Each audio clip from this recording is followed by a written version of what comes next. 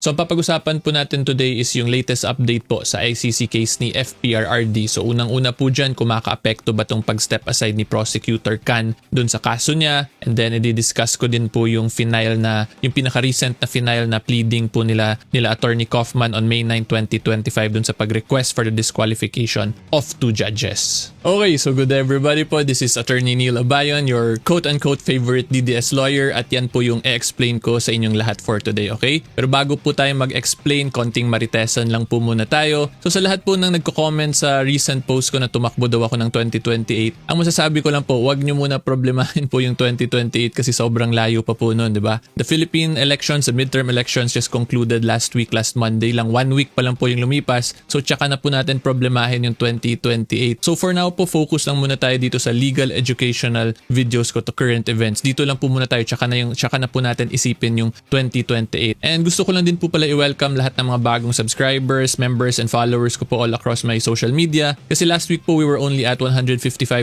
more or less sa YouTube ko. Then in a span of 7 days, in a span of 1 week, bigla po yung tumalo ng 205, more or less around 205,000 na po ngayon. So that is my biggest jump po in a span of 1 week. Never po yan nangyari. So gusto ko lang po kayo i-welcome lahat dito. Hopefully you enjoy my content, may matutunan po kayo. At sa lahat naman po ng mga old subscribers ko, let us welcome po the new subscribers, the new members, and the new followers po, para at least we can all appreciate the legal content, the legal videos that I make regardless po of our political affiliation. Okay, so yan naman po yung goal ko dito. Huwag tayong mag-away-away. Rather, may matutunan po tayo at ma-appreciate po natin kung paano gumagana yung batas po natin sa mga current events po dito sa bansa natin. Okay, so ngayon tuloy na po tayo sa discussion. Okay, so yung first question po natin is kung ano ba yung epekto nitong pag-step aside ni Prosecutor Can dun sa kaso ni fprrd. Okay? So ang sasabihin ko lang po, dediretsuhin ko na kayo, hindi po ito maka-apekto sa kaso ni fprrd. Kasi yung functions naman po ng prosecutor does not attach directly to the personality of the prosecutor. Rather, it attaches to the office of the prosecutor. Okay? So si Prosecutor Can po, kahit na po nag-step aside yan siya, tutuloy pa rin kasi meron namang mga assistant prosecutors dyan sa office of the prosecutor. Pwede rin po actually mag-appoint sila, let's say, ng acting head prosecutor. Kung makita po ninyo, tutuloy at tutuloy pa rin po talaga yung kaso. Okay? So gusto ko lang yan i-emphasize kasi baka may nababasa po kayong mga posts sa sinasabi hindi natutuloy kasi yun nga, nag-step aside na to due to sexual misconduct. Again, hindi po yan ganon. Because the function of the prosecutor is attached to the office itself and not directly to the personality of the prosecutor. Okay? And the reason kung bakit ganyan po yan, bigyan ko po kayo ng example para mas ma-visualize nyo. Kung ang functions ng prosecutor attaches to the personality, sobrang dali po yan abusuhin or ma-exploit po ng mga akusado na talagang may criminal intent, 'di ba? Kasi kung isipin po ninyo, kung gusto lang mapatigil ng akusado yung isang kaso, edi pwede lang niya ipapaya yung prosecutor para matigil na kung yung functions pala is naka-attach talaga dun lang sa taong yon. And yan po yung rason kung bakit yung function itself attaches to the office and not to the personality of the prosecutor. Okay? So ang next issue naman po natin is itong related sa pag-request po nila Attorney Kaufman para magpa-excuse yung dalawang judges. So ito po hindi na to bago actually. May 7 pa to siya nangyari kasi nung May 1, di ba, nag-file po sila Attorney Kaufman nung defense in relation to the jurisdiction. Ginawan ko po yun ng video, di ba? Tapos pag-file po nila nun, may sinabay din silang invitation na para daw magpa-excuse yung dalawang judges. However, ang sinagot po doon ng ICC chamber is that hindi daw yun possibility, the possibility for that person to invite or request judges to seek excuse is thus not contemplated in the statutory text. So ang sinabi lang naman dito, wala daw ganung proper remedy. Hindi pwede mag-invite para magpa-excuse yung judges ang defense. Kasi yun nga, it is not in the statutory text. Wala daw po sa batas under the Rome Statute. Okay? Pero hindi po ibig sabihin nun is na-deny yung defense to jurisdiction nila fprrd. Yan po yung gusto ko lang klaruhin regarding this answer po or this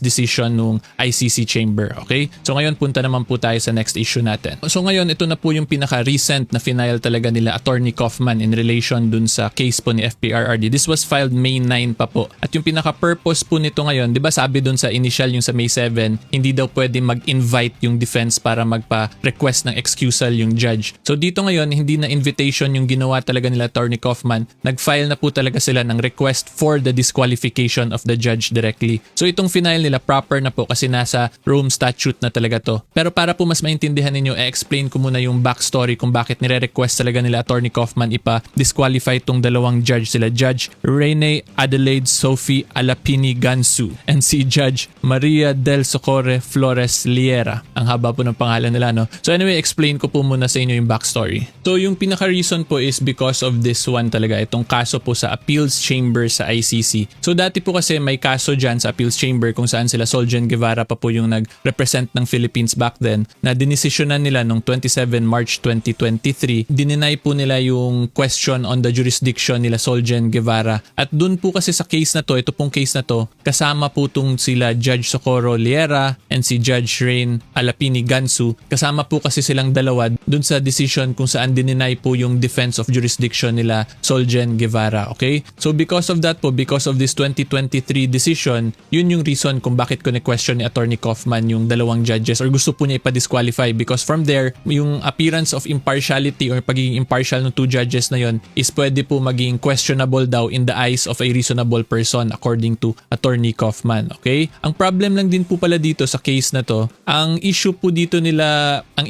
Solgen Guevara talaga dito relied heavily on the lack of jurisdiction. Pero yung argument po na ginamit ng ICC Appeals Chamber is yung kaya daw nila dininay kasi there was a failure to prosecute or unwillingness dun sa pag-prosecute kay fprrd. So of course, during this time, there was really a unwillingness or a failure to prosecute against fprrd, considering magkaibigan pa po si fprrd pati yung sitting president by this time eh. Pero again, like what I've explained in my previous ICC video, since ngayon hindi na good terms sila PBBM at si fprrd, sa tingin ko hindi na po magkakaroon ng failure to prosecute if ever tinuloy talaga yung prosecution po dito sa bansa natin. Pero anyway, that's going to be a completely different topic kasi issue on admissibility na po yun. Haba na po tayo masyado pag-explain ko pa yun. So kung gusto niyo po panoorin yun, may video na po ako about that. Hanapin niyo na lang po sa playlist or ilalagay ko na lang po yung link somewhere dito. So ngayon, yan po yung backstory. Okay, again, i-summarize ko lang para mas maintindihan po ninyo. On March 27, 2023, the Appeals Chamber rejected the request of the Republic of the Philippines for suspensive effect of Pretrial Chamber 1's decision. So again, this is in relation po dun sa issue ng jurisdiction ng ICC over the Philippines. Kung saan itong judge po, si Judge Liera and si Judge Alapini Gansu ay kasama dun sa decision kung saan pinaburan po nila na may valid jurisdiction talaga yung ICC over the case po ni fprrd.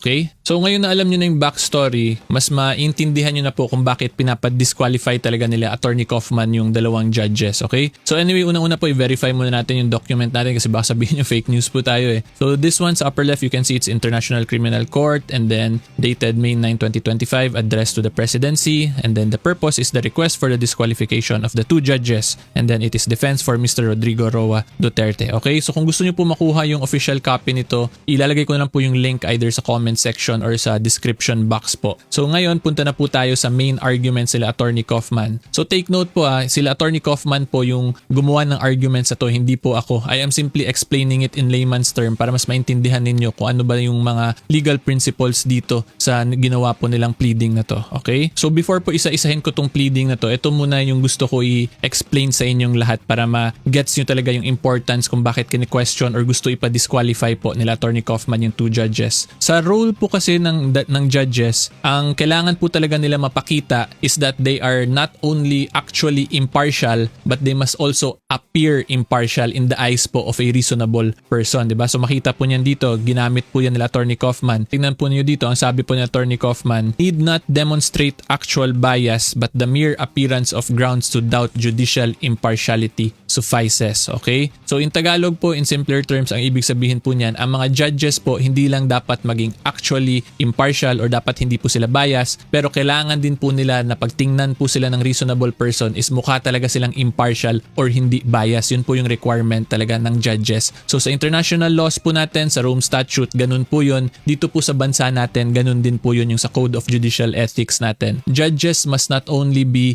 impartial but they must also appear impartial. Dapat yung appearance mo po talaga in the eyes of a reasonable person is walang kaduda-duda na hindi ka talaga bias, 'di ba? So yun po yung requirement talaga in relation to the impartiality of judges. So yung pinakauna pong in-explain dito nila Attorney Kaufman is yung May 1, 2025 na final nga nila yung invitation lang ng judges to excuse themselves. So dito po makita natin, sinabi dito ni Attorney Kaufman that the defense is fully aware that such an invitation is not contemplated in the statutory text. The defense emphasized, however, clear that it was motivated by a sense of courtesy and deference precisely because of the presumption of judicial impartiality and integrity. So in short, ginawa daw nila yon out of courtesy or out of respect. Before nila file ng actual disqualification, gusto muna daw nila i-invite or parang bigyan ng notice yung judges para at least magka-opportunity sila to excuse themselves without actually filing the disqualification case proper pa. So again, ulitin ko lang, in-emphasize ng Attorney Kaufman na alam nila na wala daw yun sa batas pero it is a matter of courtesy lang daw po. Okay? Tapos yung next po, in-emphasize din ng Attorney Kaufman na sa Rule 35 daw ng Rules of Procedure ng Rome Statute, it states there that Rule 35 makes it clear that where a ground for disqualification exists, a judge shall not wait for a defense request. So basically again, kaya nila sinabi yung invitation una is parang notice nga lang yun or courtesy na since mukhang may ground ka for disqualification, wag na daw nila antayin na ma-disqualify pa sila kasi pwede naman daw silang mauna yung judges na mag-request na to excuse themselves. So yan po yung next dito na ginamit nila Attorney Kaufman, yung Rule 35 po of the Rome Statute. So if you read the Rome Statute po, Rule 35, that is stated there, ito pong ganitong reasoning nila Attorney Kaufman. And then kung makikita natin yung next sa paragraph 4 on 6 May 2025, the pre-trial chamber dismissed the defense's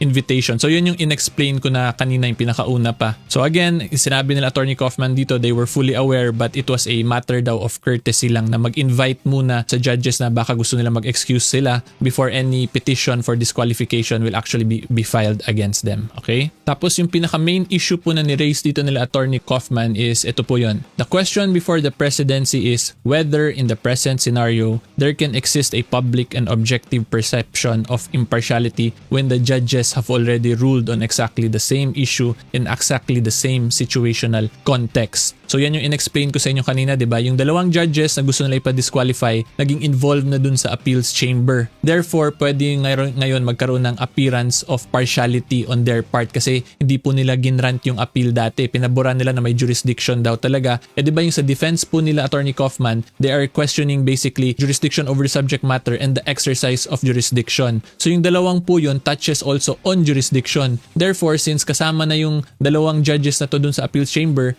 according to Attorney Kaufman, posible daw maapektuhan yung impartiality and the appearance of impartiality ng two judges na yon in relation to that issue. Okay? So yan yung pinaka main argument talaga nila na nagre-revolve around. Tapos after po niyan actually, ngayon inisa-isa pa to nila Attorney Kaufman yung elements ng requirement para magpa-disqualify. So ngayon isa-isahin din po natin. So yung unang requirement po dyan is the degree of congruence between the legal issues. So congruence means similarity, di ba? So in simpler terms, ibig sabihin po nito yung degree ng pagkakaparehas ng dalawang legal issues. Yan yung first requirement. Then pangalawa dyan, whether yung factual determinations would be based on the same evidence. Kung same lang yung evidence na ginamit dun sa luma, tapos ngayon yung same issue na gusto na desisyonan will use the same evidence. Okay? And then yung number 3 dyan is kung yung judge ba is free to depart from previous factual findings which he or she made upon consideration of the same issues and evidence. So yung Tagalog, ang ibig sabihin po niyan, kung kaya ba ng judge na ibahin pa yung decision niya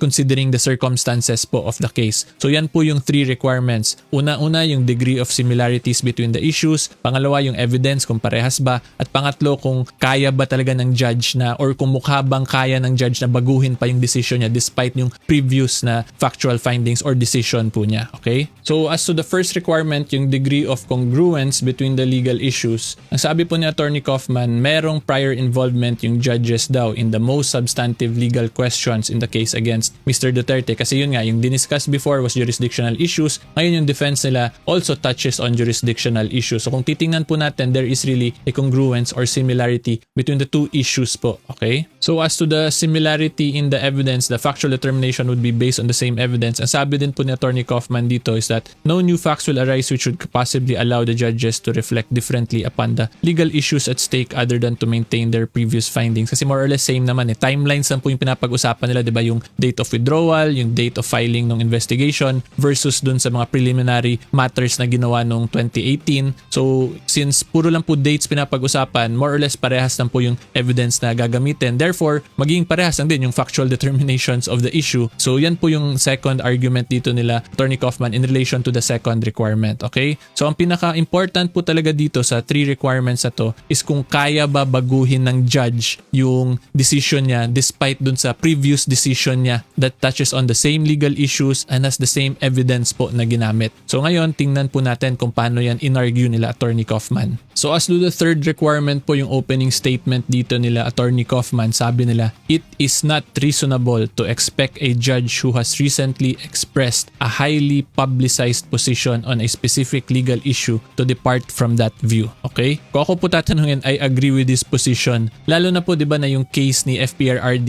is highly publicized not only in the Philippines but on the international level po. So therefore, if you are a judge who previously touched or decided on a certain issue with the same issue now, mukhang mahirap naman kung questionin mo sarili mo kasi magmumukha kang inconsistent yung statement or legal position mo. And ako, I agree dito na a reasonable person would not expect that judge na babaguhin niya. Lalo na po talaga na yung case ni fprrd is a highly publicized case po yan. Again, not only on the local level but also in the international level. Okay? So, kung ako po tatanungin, actually yung magandang dito, yung magandang discussion para makita talaga natin kung a reasonable person ba would whether or not expect a judge in this situation na i-overturn yung sarili niyang earlier decision is maganda po kung sa comment section siguro po ipaalam ninyo yung thoughts ninyo, kung tingin ba ninyo in a highly publicized case kung saan hinawakan niya previously, posible bang magbago yung decision or yung mindset ng judge na yun later on. So I think that one of the best ways for us to determine this is kung maki-involve po kayo sa comment section. Let me know your thoughts po kung ano tingin ninyo. Kasi kung titingnan po ninyo, ang sabi dito ni Attorney Kaufman, a reasonable observer is defined as an informed person with knowledge of all relevant circumstances, including traditions of judicial integrity and impartiality. Okay, so in-explain ko naman na sa inyo, 'di ba, kung ano